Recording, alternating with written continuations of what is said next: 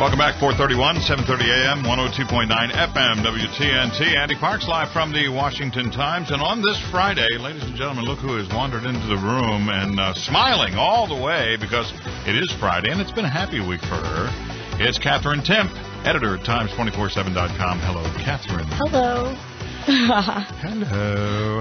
Well, are you guys working on anything back there? Yeah, we're working a little. Did you hear that the financial crisis is over in California? Oh, it is? That's what Governor Brown said. He declared that it was over.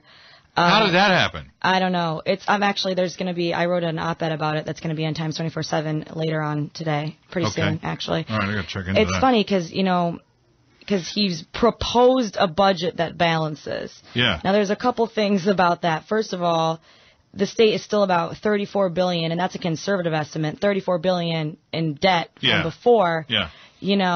And also, like this, it's depending on all these things that may or may not happen. The prisons were sued for cruel and unusual punishment for being too overcrowded. They think they fixed that. There's still a pending court case. Also, most of its revenue comes from income taxes, which if there's a recession, they won't have that. Yeah. This is, the Democrats are notorious for doing this. They count on money that's supposed to come in 3, 8, 9 years down the road, and it doesn't materialize. Well, it's in California, kind of depends very heavily on income taxes from the wealthy, particularly from the top 1%.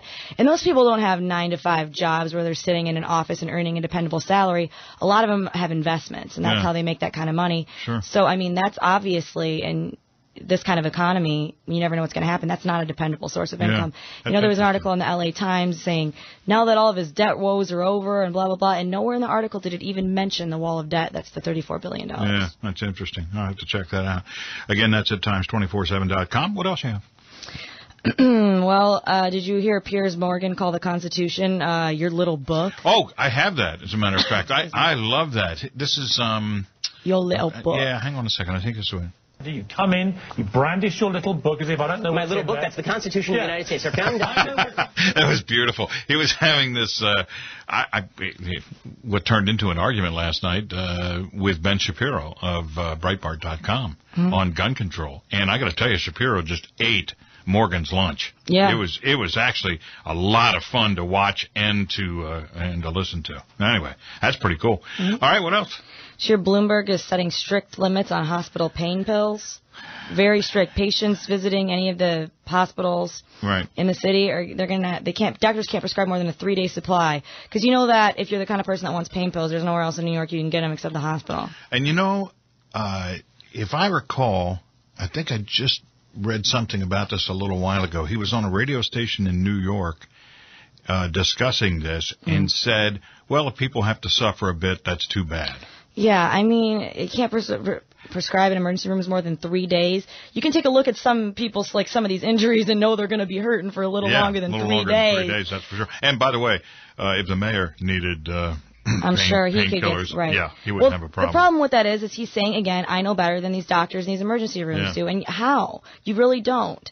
I mean, these people, these are their jobs. Of course there's some abuse. There's, everywhere there is abuse. But...